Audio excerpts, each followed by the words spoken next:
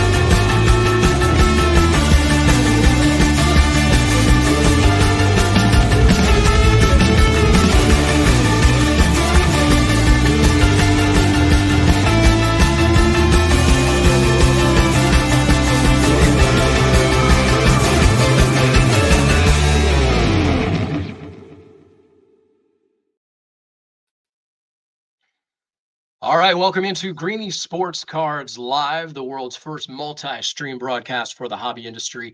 And if you're watching on YouTube, it might be a replay, but nonetheless, we have a tremendous show for you this evening. Very, very excited to bring you the content as we do every week, every Tuesday. Greeny and I have been going live at 7 p.m. Eastern across your social media platforms of which you can interact with us. And we encourage you to do so if you have questions for our guests, if you have questions for us, if you have comments, if you just want to call us nuts at any point, you can do that as well. Make sure you enter the chat in the comment section. We can see it, we can share it, and you can be part of the show, much as more and more of you continue to do week over week here on Greeny Sports Cards Live, presented by Collectibles on SI in partnership with Sports Cards Nonsense. And we appreciate their support, both promotionally, both emotionally, both intellectually as well. So my name is Jeremy Levine, coming to you live from the worldwide headquarters of Greeny Sports Cards, located in Northeast Ohio. We will bring on the man himself shortly, Steve Greenberg, aka Greenberg. And I want to give you a heads up on the rundown of tonight's show, which again, we're really excited about the content. We just continue to elevate the guests and the content week over week with influencers, show producers, coaches, athletes, entertainers, and tonight is no shortage. We will welcome in an old friend of ours, Adam Byers, who's part of the Greeny team. We'll catch up with Adam briefly here before we welcome in Chris Sewell of Sewell Sports Cards, an investor, dealer, buyer, trader. Chris is involved in all kinds of things in the hobby world, as he has been since, I believe, 1988, which is very, very cool stuff on his end. And then later in the show, after hobby news, of which we will welcome in our resident hobby expert, Joe Whismerski of Phoenix Card Shop. And of course, you can see Joe every week on Cut the Nonsense on the Sports Cards Nonsense Network. We will also welcome in James Farie of Sports Wax Promotions. He has a big show coming up as one of North Carolina's biggest show promoters, if not the biggest, the number one promoter of sports cards and collectibles shows in the North Carolina area. So lots to cover tonight between Adam, Joe, Greeny, James, and Chris. And with that, we will go ahead and welcome in the namesake of this show and Greeny Sports Cards. Say good evening to Greeny. What's going on, my man? Jeremy, that was a lot. There's a lot going on. And there is a lot going on. We continue to try and push the envelope here in what will be a very quick hour, as we have learned. Lots to cover. First and foremost, we want to thank our presenting sponsor, Collectibles on SI. And if you want to master the world of sports cards collecting, Hobby 101 from Collectibles on SI is your go-to resource. Make sure you check them out on si.com/collectibles, and we appreciate their support. Of course, Sports Illustrated, a major mainstay of our youth. Couldn't wait every week, every other week when that periodical would show up, and now you can get that content in real time, 24/7, led by our friend Danny Black and his team of exceptional writers and content providers. So thank you to Collectibles on SI. Thank you to Sports Cards Nonsense. And Greeny, last week we introduced a segment almost by accident, and I'm going to bring it back today, called Today I Learned. And I want to share with you something I learned. Last week it was otters and, their secret pouch and their favorite rock. So we learned the otters actually collect stuff throughout. But today I learned about the endowment effect.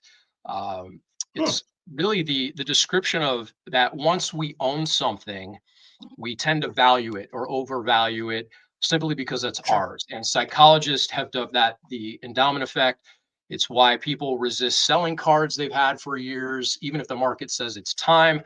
The emotional ownership clouds market logic, and it's why collectors hold on to junk wax or childhood binders. They're not just cards, they're chapters of our lives. And that emotional weight is often more powerful than any price tag. That is the endowment effect. Today, I learned that. That is really prevalent in the sports cards industry, and Chris will probably have some really good insight on that. I have a collection of that stuff too, right? We all do.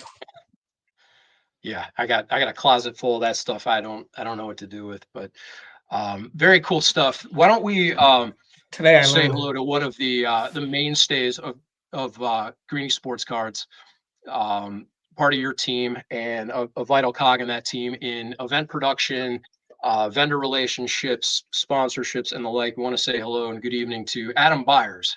Adam, what's going on? What's up, fellas? Good evening. Oh, good evening.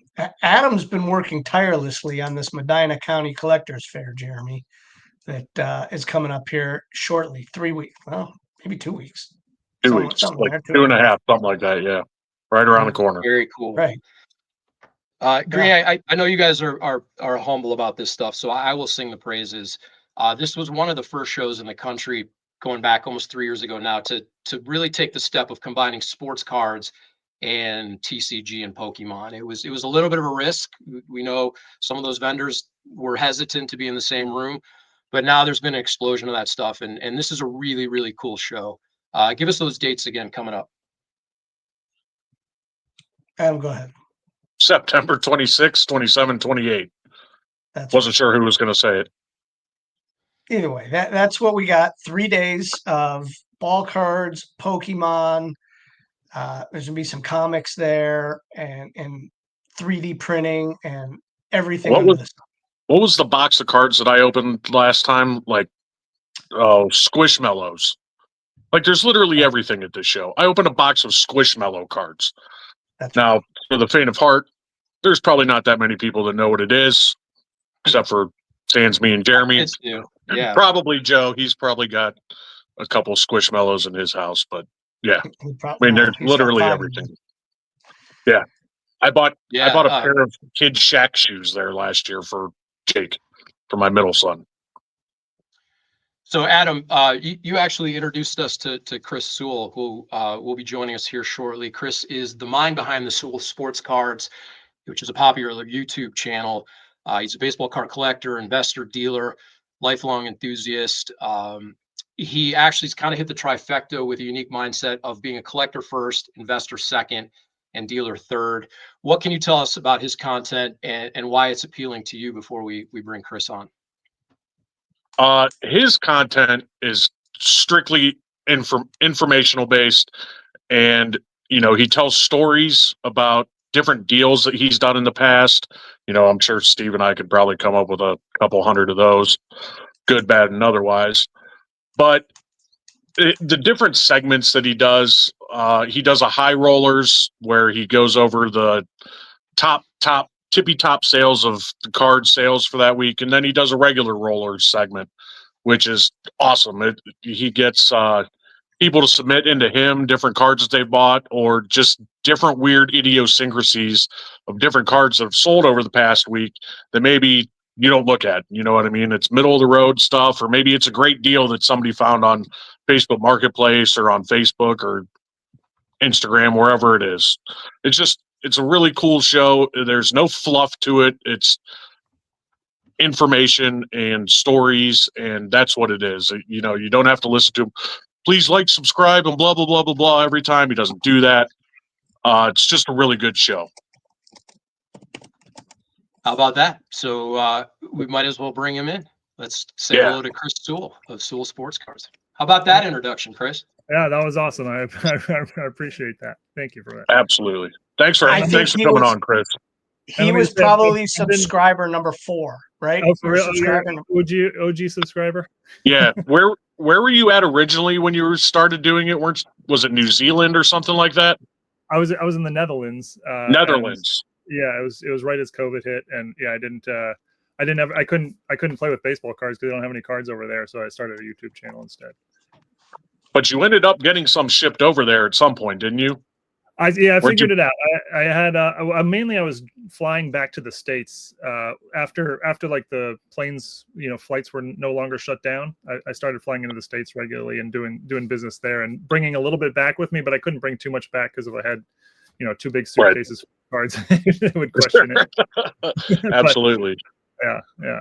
Let me just say, I was listening back show. I've actually learned 2 things in the last 10 minutes. I now know what the endowment effect is, and I Googled Squishmallows because I didn't know what that was. But yeah, so there's 2 things here. There we go. So in all the deals that you purchased, you have not got a Squishmallow yet. No, not even close. But, it's coming. It's coming, and you'll know when you get it. Yeah, it'll be in your head. I don't know what the resale value on Squishmallows is, but yeah, at least you'd be pleasantly surprised. There's some of them that actually selling quite a few $100s, like the 101s and stuff like that. Yeah. Oh, they actually have 101. Of course they do. Yeah, it's a Panini product, so they junked it. I'm actually looking at like the doll. Oh, there's actually cards of them. Yeah. Oh, okay. It's a Panini of the stuffed animals. Gotcha. Okay, so my knowledge is expanding as we go here. Thanks, Haley. So there we go. Yeah. Okay. But see, this is what I saw. So I assumed it was like a stuffed animal thing. But so there's actually cards of this. Yes. What a world. Yeah. But anyway, let's get back to the fun stuff. Chris, I remember one of the stories you talked about in one of your episodes was you met a fella at a bar, and I think it was like one of your not so favorite deals that you've done, but like maybe they had stacks and stacks of boxes and you had to like do this cash transfer at a bar that was like a lot of money, if I remember correctly. Does that ring a bell? Do you know what I'm talking about? There's literally 10 different ones that you could be referring to. Fair enough. I can't think there's ever been one at a bar. There's definitely been ones at restaurant booths. Wasn't it like a hotel restaurant or bar or something like that? Maybe. Okay, that could be. Yeah, there's been a few hotel restaurant bars. There's been ones in cars, parking lots. Sure. Yeah, lots of fun places to exchange cash. So, did you get into the podcasting part of it by way of not having baseball cards? So you figured, why not get online and talk about it? Absolutely. I was in Europe. I was we moved to Europe and we were planning to go for 2 years, but we ended up staying 5 years. And at some point I had no way to be involved in the hobby and I just missed it too much. So the only thing I could sort of think to do was start a YouTube channel. And it was really just a way to reconnect with the hobby more than anything else. But it sort of took off in late 2020. And so I've stuck with it since.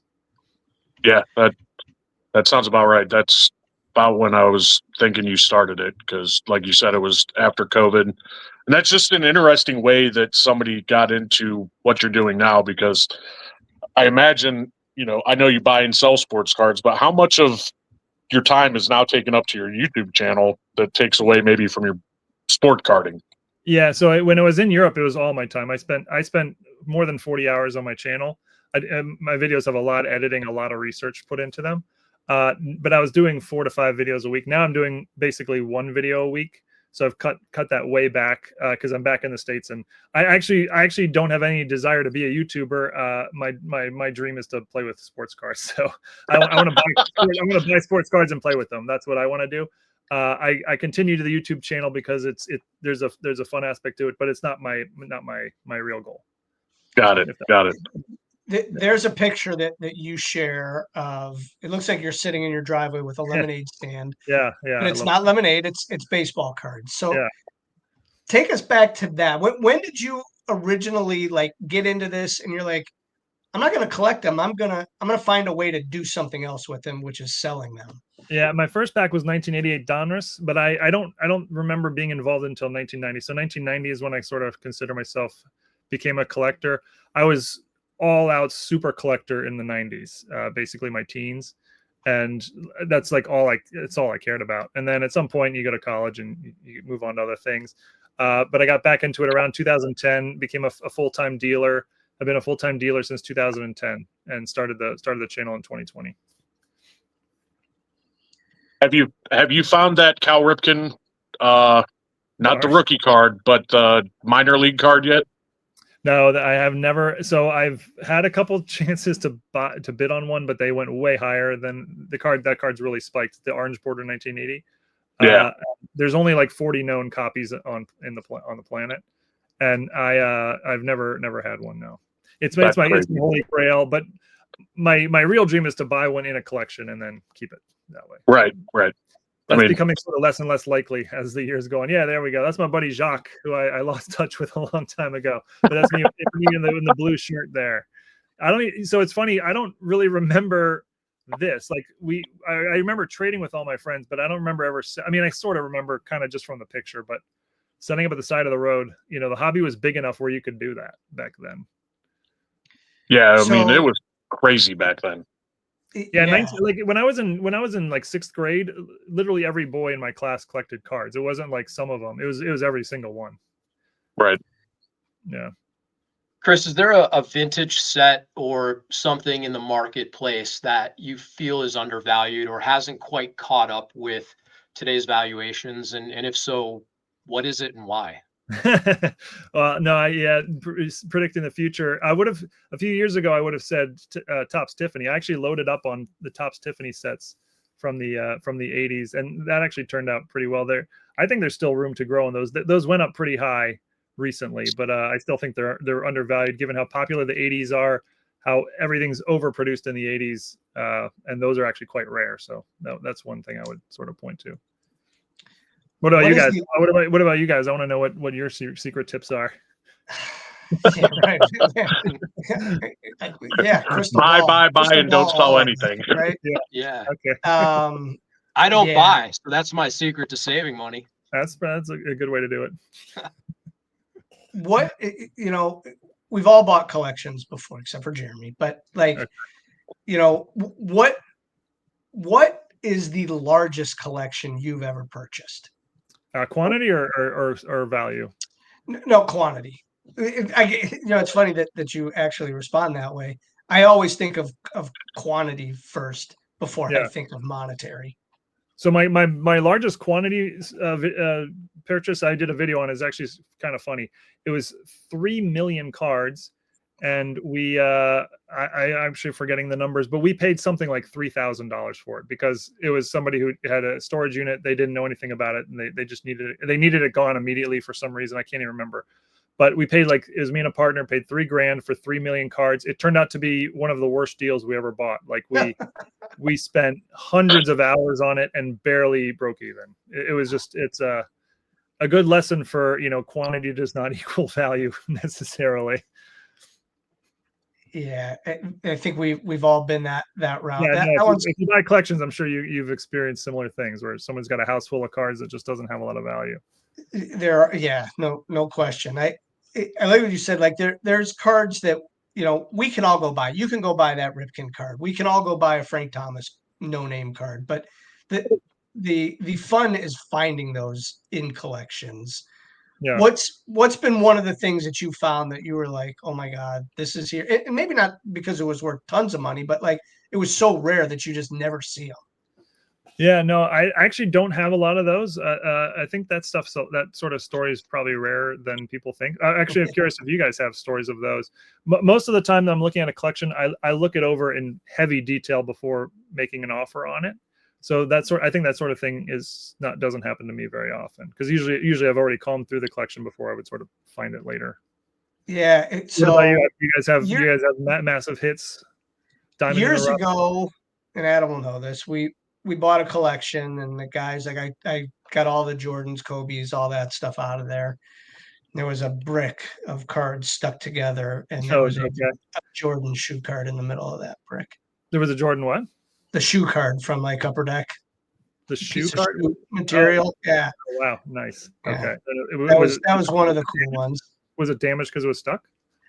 I mean, yes, but not bad. Like, it's actually one I have. I kept it. It's not for sale. It's a really cool card. Yeah, Everything is for sale, by the way.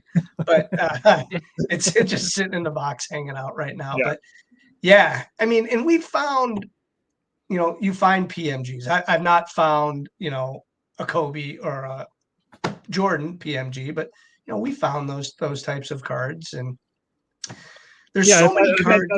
I've had collections where there are PMGs, but not I didn't like find that later, that was purchased up front, but yeah.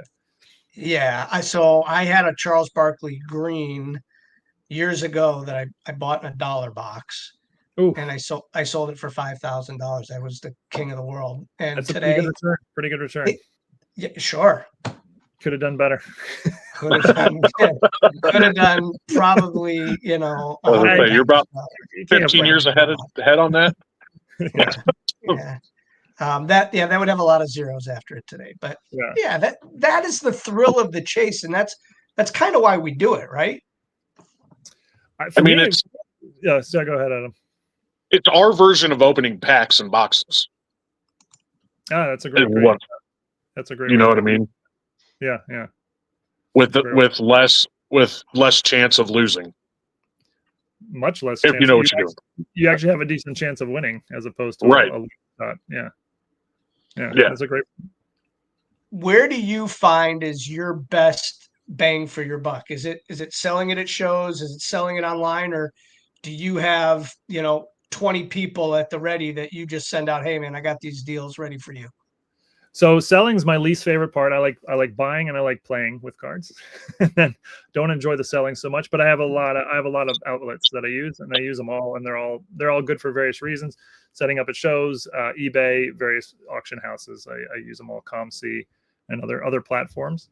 So I don't know if that answers your question, but they all sort of have their own specialty benefits, and I use them all. I think it's very valuable to have multiple outlets as opposed to just one. Chris, if you could change one aspect of the modern card industry, what would that be? From grading or distribution or product design? What you've been collecting, as we saw from that photo, since you were young? Is there something you'd either like to go back to or you would make better? In like today's world, in today's market? Yeah, in today's world. Yeah, I mean, there's a lot of issues. I don't know that I have major problems with them, but some I don't love. There's some of the obvious ones. There's too many parallels, or grading is too inconsistent. I'd probably pick something like reduce the gambling aspect of the card. How much gambling has become a part of the hobby. I don't think it should be zero, but I do feel like it's sort of gone a little farther than my liking would be. I don't know if you guys agree with that. Yeah, that's fair. Yeah. I don't like, it's cool that kids open packs and stuff like that, but at the end of the day, it is still gambling, and you're still getting those same, endorphins and stuff in your head. And, it's not, at the end of the day, it's really not that good for you. Don't get me wrong. I still open plenty of packs, but. Well, I mean, there's packs, a lot to be. Packs, you get some. I don't know, packs, and although I do feel like pack odds have are about as bad as they've ever been right now in terms of your return on it, your likely return. But yeah, I feel like the gambling slipping over into other aspects has gotten too far out of hand too. Most videos we see are about the big hits. We don't ever see the man, another $450 down the drain. No, I know, and there's 9 of those for every one big hit, right? Right. Probably more. Or probably definitely more. Yeah. I mean, I was like in a card store. I mean, this is like an everyday story. I was in a card store the other day. Guy comes and buys an $1,100 box. He pulls. I don't even remember the brand. It was a football brand. He pulls, a Jaden Daniels card that's worth like $100 and some patch of some rookie, and That's it. Yeah, Yeah. he got like $200 and he got like $200 worth of cards, and he traded it back to the store owner for like a 100 I don't remember, $150 or something. And I was just, I mean, he was there for 5 minutes, and I was like, that is a quick way to spend your money. Yeah. Well, Chris, we really appreciate you joining us tonight. This went too quickly. Yeah. Before we let you go, let everybody know where they can find you on your YouTube channels and any of the socials. My YouTube channel is Baseball Card Collector Investor Dealer. I wish the title was shorter, but that's what I chose when I made the channel. But yeah, Baseball Card Collector Investor Dealer on YouTube. That's the best way to reach me. My email's there too. Yeah, we love it. We know that you were on Cut the Nonsense with Joe, Danny, and Gio last week, and are going to be doing some more of this. And we would like to have you back, and we can go hours and talk about collections and what people find, what people could do, and how they can chop them up. And I think there's a lot of knowledge to be gained with that. Yeah, please have anytime you want me on, just let me know. Cool. Awesome. Hey, Great Chris, stuff. it was nice hanging out with you, man. Thanks. You too, guys. Thanks. Appreciate Yeah. it. Cool. Thank you, Chris. Thank you, Adam, for popping in tonight. And Night, gentlemen. we will Thanks catch for you having guys me. later. You got it. Yeah. Hey, Greeny, before we welcome in Joe W. with our hobby news, of course, a little bit later on with our card show live segment, we're going to welcome in James Farie, talk about his show in North Carolina. We do want to thank one of our big sponsors here, Sport Card Auctions. You can find them at sportscardauctions.com. And of course, if you're looking to turn your collection into serious cash at Sports Card Auctions, they make it simple. Check them out for professional authentication, grading, auction services. All you have to do is ship your cards to them. They will handle everything else. Their expert team, from photography to listing to grading to shipping. They've got over 15 years of experience and a 99% customer satisfaction rate. It is the trusted choice for thousands of collectors, from vintage to modern hits. Start consigning today at sportcardauctions.com, where your cards get the spotlight they deserve. What can you tell us about them, Greeny? I can From tell personal you, and experience. yeah, 100% personal experience and personal connection. Dave called me today because I sent them cards to consignment, and he was like, your information's still the same. I'm sending you an ACH today. And this afternoon, money was in my account. And I'm not saying that because it's Tuesday. Like, that really happened today.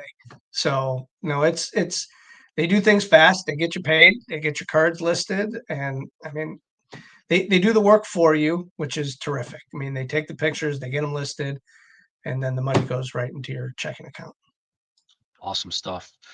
Now it's time for Hobby News, which is powered by Cut the Nonsense, the new weekly collectibles broadcast with hobby insiders Danny Black, Mike Gioseffi, of course, Gio, and Joe Whismerski.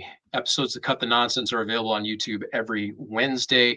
Let's welcome in our resident hobby expert, Joe W. from all the way from Arizona in the heart of the desert. Joe, great to see you again this week, as always. Jeremy, what was the effect that you were talking about?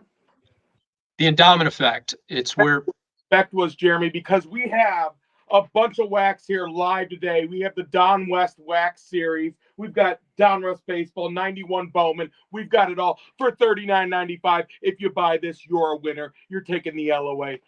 I had to do it. It walked into the shop today, and there was a ton of it, and it's sealed. And I had to show our general manager, Ray, the YouTube videos of Don West on the shop. He's never seen that? He didn't remember it. Well, because you guys are a memorabilia shop, right? Fair enough. Yeah. The best part about this, though, Steve, is we're watching the video. Don West does a great job. He's like, you're going to walk into a bar and you're going to say to the gal over at the corner, hey, you're coming with me. And why? Because you bought that card deal. And this is people like Michael Jordan are going to want to hang out with you. And you're listening to this, and it's the wildest thing. But it was kind of cool. A gentleman walked in. He had a bunch of late 80s and 90s, and all the stuff behind me sealed. It's terrific. That's a great deal. Yeah, he was like, he has many leather-bound books that smell of mahogany. You know, it's funny that you say that. He did have a mustache that was waxed up, and like he was bringing it back. So I mean, he looked fantastic. He did have an elbow brace on him. I don't know if he's an avid racquetball or tennis player. So I don't know, but he brought two giant totes in, and we had tons of stuff in there. And so it was funny when you guys were talking about anyone has the ability to get a Frank Thomas no name. There were some '90s tops. We went through. There were a few rookies, but no names in there. But it was kind of cool. Yeah. The only wax we should be talking about is the sports wax promotions these days. Save the mustache wax. But carry on, gentlemen. Time for hobby news. Yes, absolutely. So, hey, we did have Tier 1 baseball, Greeny, that was pushed back from last week. Yes. So, it may have been quiet when you guys were watching last week and we were talking about the Charizard bat knob. Well, that's because the product hadn't been released yet. So it is about to be released tomorrow. Tier 1, it is a single pack product. Again, you are looking for bat knobs, pieces of the bat, the barrel. As you can see there, the trout. They have the 1 of 1 right there spelled out for you. So a lot of cool stuff in the aforementioned Charizard bat knob. We actually had someone in the shop today who was talking about, well, Topps doesn't have the license to do that. You're right, but this is a sticker that Evan Longoria put on his bat. So That's right. there you go. Greeny. Yeah, this is cool. This is the top tier. That's why it's called Tier 1. I mean, bat barrels are those are the cards that everybody wants. It's the new king in town, right? Absolutely. I mean, we saw Nate with Grand Slam when he bought that big collection. It had all those pieces. So eventually down the line, this might be something that people are looking back 15, 20 years and saying, oh my gosh, the Longoria Charizard bat knob or the Aaron Judge bat knob. You have some cut pieces there. A Harry Houdini. Fantastic, right? Absolutely. Fantastic. But you have that ability to get a hold of a Harry Houdini. It's a beautiful piece. Steve, have you owned a bat knob like what we're seeing here before? So not like that, but I did have one just like the Mike Trout. I had an old hickory Mike Trout before. Okay. And that stuff sells pretty well. You have a lot of people that, I mean, again, absolutely, that shines when it's in your case as a dealer, correct? Mm-hmm. So I'm not even a Pokemon guy, but that Evan Longoria card would be really cool to have. Fantastic. And the other side of it too is like, I don't know, my conspiracy theorist in me. Evan Longoria is a card collector too, Greeny. He is. Yes, so, he is. Do we see that card? Hmm. I'm hoping to see it, but if it does emerge, you may see him walking around the show in November 7th and 8th when I'm in Arizona. Plug the Cole. May with Cole and Cole's on college, absolutely. Greeny, we might see a video transaction with someone who pulls that card and meeting up with Evan. I mean, just a cool card to have, right? That would be cool. Yeah, absolutely. So that's really what is out there for baseball this week. The other product that releases is Inception Basketball. Again, another single pack product. This is 24-25. Topps is tying the bow on it, right? We're trying to get through 24-25 product because start of October, they have the license. That's right. Clear this out and let's get the new stuff in here. And Greeny, I don't know if you saw, but Tyler Tarver actually released a picture of what Topps Chrome, the mock-up was supposed to look like. Oh. And one of the pictures was of Asa Newell, who is, I believe, an Atlanta Hawk, one of their draft picks from this past year, who is also went to the University of Georgia. The Topps Chrome looks really sharp. It looks sharp. And the fact that you're looking at a card here, we have the Steph Curry in front of us. There's no logos on the jersey. Such a boring card. Adding words and logos makes a product pop. Like, it's crazy. It's crazy, Steven. So seeing that mock-up is great. I know we're hustling to get through, what we have left of 24-25 Topps basketball, but collectors, we're on the horizon of Topps Chrome product again, fully licensed. So, a lot of people, there should be a swelling of excitement coming, Steve. Yeah. Before we let you go, and we bring James in and we do card show live. Let me ask you your stock up and stock down this week. Whose stock is up? Who's your main guy this week? Well, I'm gonna. So the answer I will give you, Steve, I will tell you 100%. We were talking about this weeks and months ago, and actually I was talking about it last year because I really wanted Arizona Cardinals to take a flyer on it. Daniel Jones, man, we've been buying him all summer, and it's always been this thought of just a change of scenery. The guy has the physical tools, smart guy. I mean, he can perform. He just needs the pieces around him, and he needs people to believe in him. And so just removing him from the spotlight. And I know that's the real popular answer this week because, sure, they really did drag the Dolphins through the mud. The other thing is, we argued about this today in the shop. Cleveland doesn't look bad. Like, a couple of kicks missed. I mean, Jerry Jeudy, a couple of drops, but like defensively, I mean, you guys are super tough. Like Joe Burrow, he was supposed to come in there and mow y'all down, and I mean, you guys held him 7 yards. And 7 yards that team gained. You should have won the game. You really should have. So I mean, the limit of Myles Garrett cards that are out there and available, Sure. snatch those up. That guy's an absolute monster. You guys know I'm a Lions fan. Everyone take Our two guards had a sub 50 Pro Football Focus score on our overall play.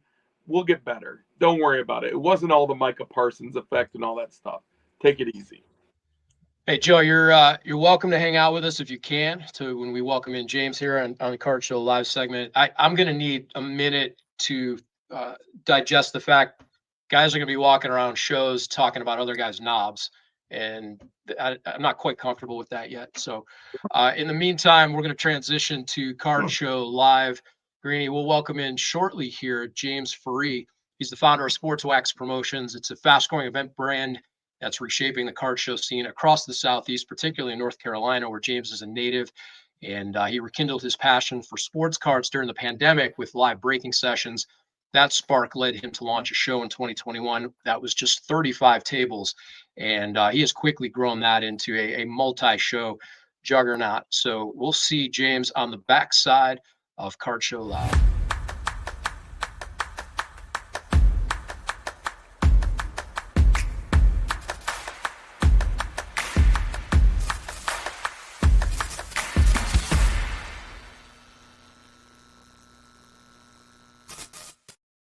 You watched the YouTube video. Hey, James, here we are. Well, welcome to Card Show Live.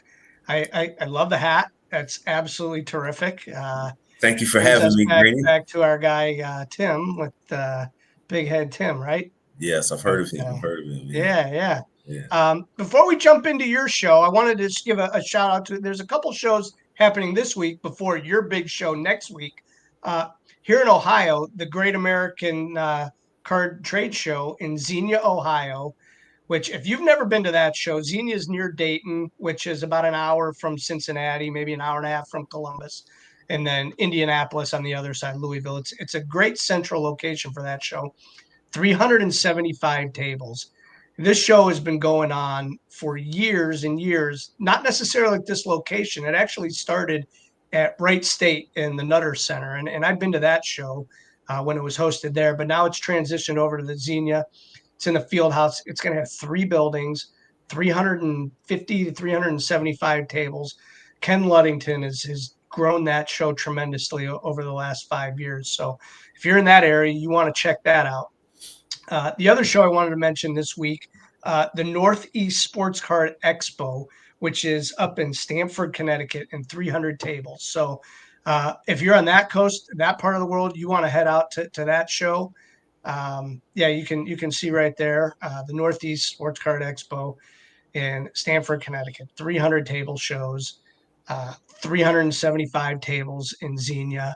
And then I'm sure if you pick up the Beckett show calendar, there's card shows all over the country going on. Those are just 2 that we wanted to talk about this week. Ahead of next week's big show in North Carolina, and that's where James, we're going to go over your show a little bit, get the ins and outs. You got the Wilder guys there, and kind of take us through what people are going to expect to see. 500 tables? 532 to be exact. Perfect. To be exact, yes. Well, first of all, I want to thank you for having me on the show. Jeremy, I want to thank you for that awesome intro. You guys definitely did your research. I love it. hats off to you, my friend. Yeah. The hat, real quick about the hat. So this hat was inspired, for me, it was inspired by a yellow tux Jesse of the Savannah Bananas. Sure. I was looking for like something to stand out with, right? So it was, I know it's hard to get it. There you go. So I was looking for a piece that I could use to stand out. And I was looking for a big hat. He wears the yellow top hat. So I typed in, big hats, oversized hats.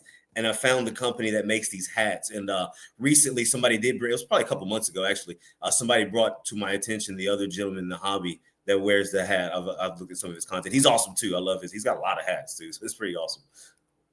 Yeah, I love it. And your videos and your flair, it really stuck out to me. And that's, when I was going through these shows, I'm like, man, the enthusiasm that you put forth for those shows is really kind of second to none. And it's terrific.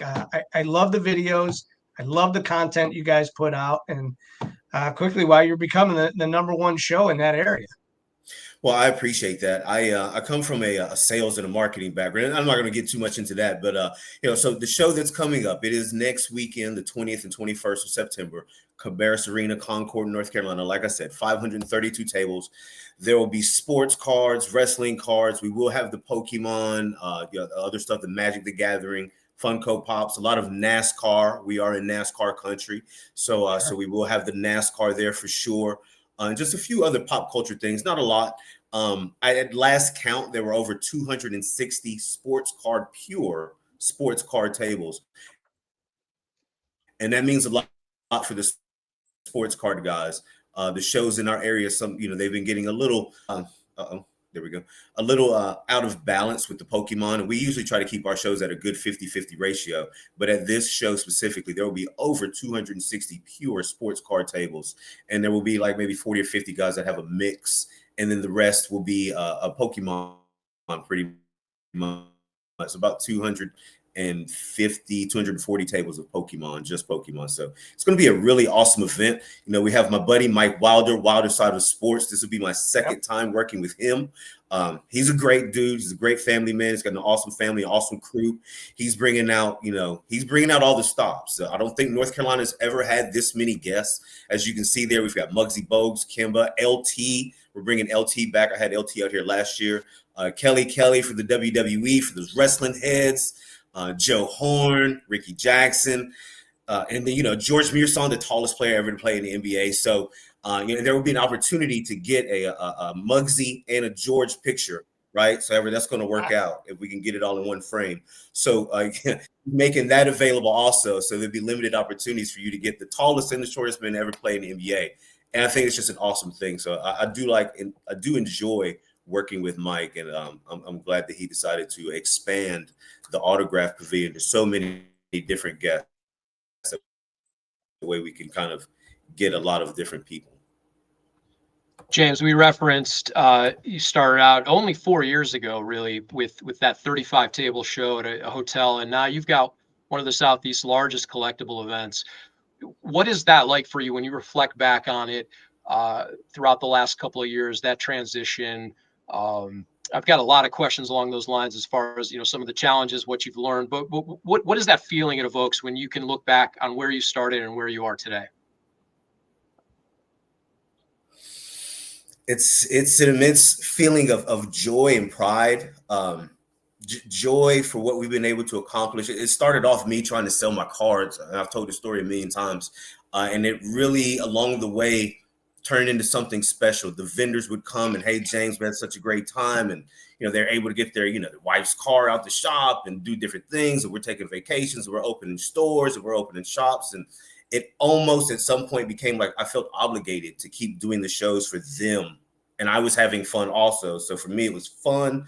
And those guys were, doing great things for themselves and growing their businesses and things like that. So that's kind of what along the way kept me going, because there were some challenges, and it can be time consuming. I have other businesses that we run, so and at this point with the 500 tables, man, it's just it's almost surreal, but we knew we worked to get to this point. Everything we've done was intentional, so we knew we were going to get to this point. Didn't know necessarily it would happen this fast, but yeah, 500 tables was always on the marquee for Yeah, sure. so you just mentioned you didn't know it was going to happen this fast. So this industry over the last year has exploded. I know that we had the COVID years and everything was exploding then. We're seeing kind of another resurgence again, and shows.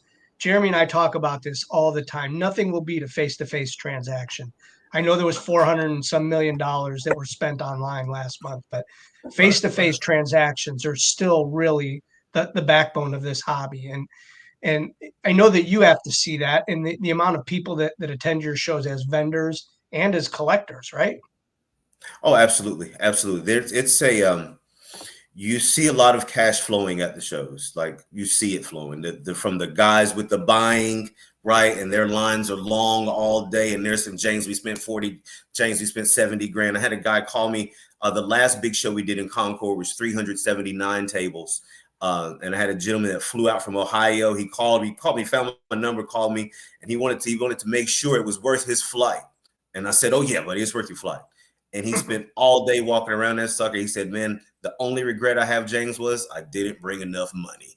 So it was it's the card show scene is, I think, where it's still happening 100%. And that's the core of the hobby, the hand-to-hand interaction, the face-to-face, the relationships, and the people that you meet, those connections, they carry on after the show.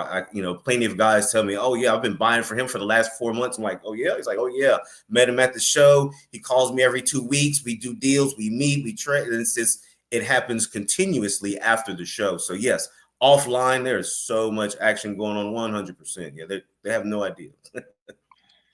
James, what do you think separates a good card show from a great one? And how do you measure success beyond attendance? You've shared a little bit of that, but what makes a great card show? Uh, I've had good card shows and I've had great card shows. I think the great card shows are the ones where it's a total interaction from everybody there, right? Like, there's not a single vendor in a seat, right? And the people are staying. When I see the people stay all day, like all day, and it's almost everybody staying the whole day, that's how you know they're having a great time and they're finding what they're looking for and they're sticking around for it. So that's how I know we had a great one versus a good one. They're all good, but the great ones are when the entire crowd sticks around all day long and they beg for more. That's kind of been the ones that I've kind of monitored as the great ones. And the second part of your question, I'm sorry, what was that? How do you measure a successful show beyond just attendance or maybe the financials? I would have to say, if we gain more vendors for the next show, right? Because and I think that's how we've been able to continuously grow, is our vendors stick around and they make sure when we're on the calendar, they're there, right? And you see the same guys. And I know some of these guys don't do some of the other local shows. They tell me, right, that we don't do those shows, but they always do ours. And then I see the guys that do those other shows, and then they always do ours. So I can always tell we've had a great show or a successful show is when, like, the new guys are like, "Hey, what's next, James? Can I go ahead and get my tables reserved for next?" That's how I know, like, yeah, this was a good one, because that's what's going to continue to propel us from 500 to 650 to 850, and then wherever we go from there. Yeah, that's always one of the things I love is when somebody calls me from out of state and they're like, "We heard about your shows. We'd like to be a part of it." And that to me speaks volumes, right? Absolutely. That's been something that that's been like one of the number one goals. It's been like a North Star. Like, I want people coming from Ohio. I want people coming from Florida, Virginia. And it's happening, and it's been happening, and I haven't known about it. Like, the vendors are telling me, "Man, James, yeah, it's a group of guys that come up from Miami every show." Like, "Where? Miami?" And we have vendors that come up from Florida, from Orlando, Jacksonville. We have a vendor that comes from Miami. I told you about the guy that flew out from Ohio. We've got guys coming down from Virginia now. There was I brought out Alex Army ATC down, and there was a couple of vendors that know of him, and they came to our show we did in Myrtle Beach, I think just through his association with us. And then they're calling me up trying to get into this one. So like that makes me feel good. That because these guys travel to shows all over the place. You have a choice of wherever you want to go in the country on any given Saturday. And when they want to come hustle with us and hang out with us, that means a lot right there. And that's something that I told our vendors from day one we were going to get. I was like, buddy, we're going to have them flying in like we're Dallas. James, Greeny and I have talked about this weird dichotomy of being an event producer where you have to live in the future while also staying present. You're thinking about things 4 months, 6 months, a year from now, dates out into the future, but you have to stay present and be aware of what's going on and interacting with your stakeholders. You use social media in a tremendous way. How do you stay connected to the collector community as part of social media, and what role does that play for you? Well, if they don't know about you and nobody knows about you, they don't know about you, right? And social media, right? And nobody knows about you, right? So, I mean, and that's a philosophy that I hold every day. Nobody knows about us, right? So I have to yell it to the high heavens every day. And social media is that vehicle because it is that vehicle. That's the way you get information out to the masses nowadays. Now, I'm no like social media expert when it comes to the viral videos and things like that, but I'm pretty good with marketing and advertising on social media. That's where I made my chops in my background. So I utilize my skills there. And then, the rest of it is, to put the information out, and then it's me having fun. I enjoy shooting the videos. My wife doesn't, but I enjoy making her shoot them with me. But yeah, I enjoy shooting the videos.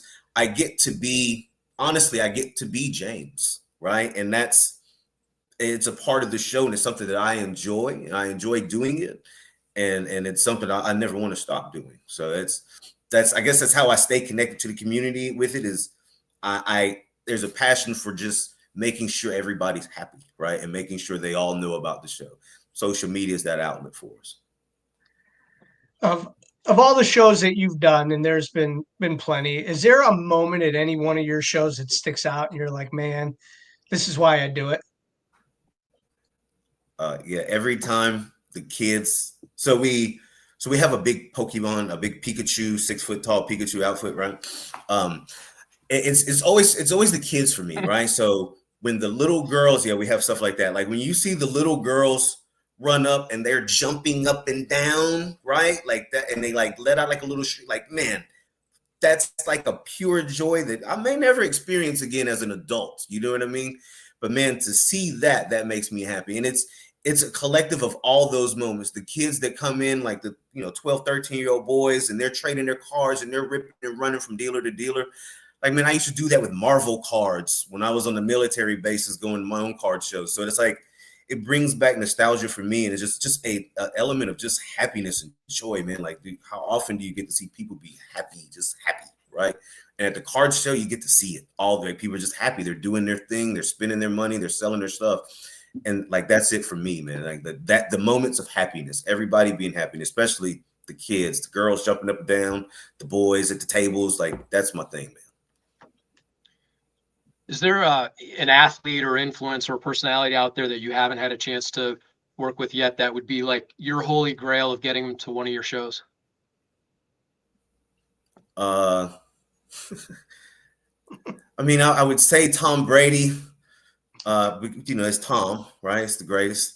But for me, it would probably have to be Al Davis, and I'll never get him there. I'm a Raiders fan, and like that for me, it would be old school Al Davis. I'll take his son with the son is okay, but old school Al Davis would be like that would have been awesome for me, man. But it's cool. I actually have so something that's really cool though. In October, I'll be having 3 of the last living Negro League baseball players at a show in Columbia, South Carolina. So for me, obviously, that's a big deal. So that's pretty cool. I think that's a cool element. But yeah, like aside from Tom Brady, Al Davis. Al's not coming, but Yeah, no, Al's not maybe coming. Al's not coming. But that would be awesome. We'll You know, take it's Junior. tough to funny. pick He out. doesn't have a lot of autographs, really. I know one time I've owned one Al Davis autograph in my time, and those are few and far between. Right, for sure, Yeah. for sure. I would take Chucky. Chucky be a close, like I would take Chucky. I'd do Chucky. I'd like to see a little bit of that up close and personal. Yeah. Yeah, his videos are actually great now when he opens all those mystery boxes from all those schools. Hey, he's fun. Yeah, Um, he's fun. He's fun, man. He's fun. So, Sports Wax Promotions, take us through that name. How did that come about? Well, it started off as a sports card show for sure. And as you know, like I started with breaks and things like that. And I had some boxes. It was called Wax. We were ripping wax sports. I'm ripping wax. And I think that's kind of where it came from. And then just the promotions aspect. But it was mainly supposed to be a sports card show. And then, we rip wax. So that's pretty much where it came from. Do you see that? The National, they have this huge Breakers Pavilion. I know a lot of shows have things like that. What can people expect when they come to your show? What types of things are they going to see? Is it going to be rows of tables? Are there wax dealers? Yes, we have several wax dealers. You'll see a few tables that will have, plenty of wax for you. So especially with these larger venues, I've started to split the room in two. So one side will be sports, down the middle will be the mixed guys, and then Pokemon on the other side. So for your sports, as far as attractions, I haven't had any attractions for the sports guys yet. We do have this time, obviously, the autograph guests and the pavilion with Mike Wilder there. So that's kind of the attraction for the sports. For the Pokemon side, the attraction is mainly for the kids with the mascots and things that we have there. The biggest attraction is, as I feel, the deals, the tables. I've tried to do some break stuff in the past. Haven't had a lot of success with it, so I just kind of put it to the back. We always do a lot of giveaways and things like that. I used to call off the giveaways. Now I just make it random. Who's wearing a Curry jersey? Who has a Jokic card in your case? If you're a Panthers fan, come show me you a picture at the stadium, things like that, to make it exciting and super random. So that's one of the biggest things. People can expect to walk away with something for free just about every time. We try to anyway. I'll throw out blaster boxes like they're cool. James, we really appreciate you taking some time to join us this evening. We're rooting for you as we do for everybody in this hobby. And before we let you go and we wrap the show tonight, let everybody know again where they can find you and where the shows are upcoming. So upcoming show, the very next upcoming show, September 20th and 21st, Concord, North Carolina. We've got 532 tables. Autograph Pavilion run by my friend Mike Wilder with Muggsy Bogues, Kimball Walker, Kelly, Doc Gooden, and more. We'll be in Columbia, South Carolina, October 18th. Smaller show, 250 tables. We will have 3 of those Negro League players there with us. And we're going to end the year out at our home show. Mooresville's kind of like our home location. We weren't going to do this show at the end of the year, but we've had such a great year. The guys really wanted me to do it, so we're going to do that show for the guys who've managed to make it to all the shows we've had this year. It's like a thank you show, knock the tables down a little bit, and have fun there. You can always find us at Sports Wax Promotions on all social media. And of course, the show is here. James, we love it, man. I can't thank you enough. I'm glad that I saw your videos and reached out. You're on my calendar in 2026. I'm going to find a date. We're going to come down there and we're going to hang out and we're going to play ball cards with you. Well, you let me know and I'll roll out the red carpet, my friend. I truly appreciate all of the kind words. I appreciate you having me on so I can talk about, this cool thing, Sports Wax Promotions, that we created in this upcoming show, the Collector Showcase. Thank you guys so much, Greeny. Thank you, Jeremy. I really appreciate the opportunity, gentlemen. Thank you, James. And you head up our way, we'll roll out the green carpet for you, as it were. 100%. Absolutely. Fantastic. We'll talk soon. All right, James. We'll see you guys. Thanks, James. All right. Our thanks to James Farie from Sports Wax Promotions. Our thanks to Adam Byers from Greeny Sports Cards for joining us. Chris Sewell from Sewell Sports Cards. Joe Whismerski from Phoenix Card Shop, as well as Cut the Nonsense. Our thanks to Haley on the board. Our thanks to all of you for joining us this evening. Continue to follow us on the socials, continue to interact. Our thanks to Collectibles on SI for presenting the show, and Sports Cards Nonsense for their support. Greeny, most of all, thank you for allowing us to do this every week. As always, may the cards forever be in your favor. Jeremy, we're going to count it down. 3, 2, 1. There. It was an hour. Have a good night, everybody.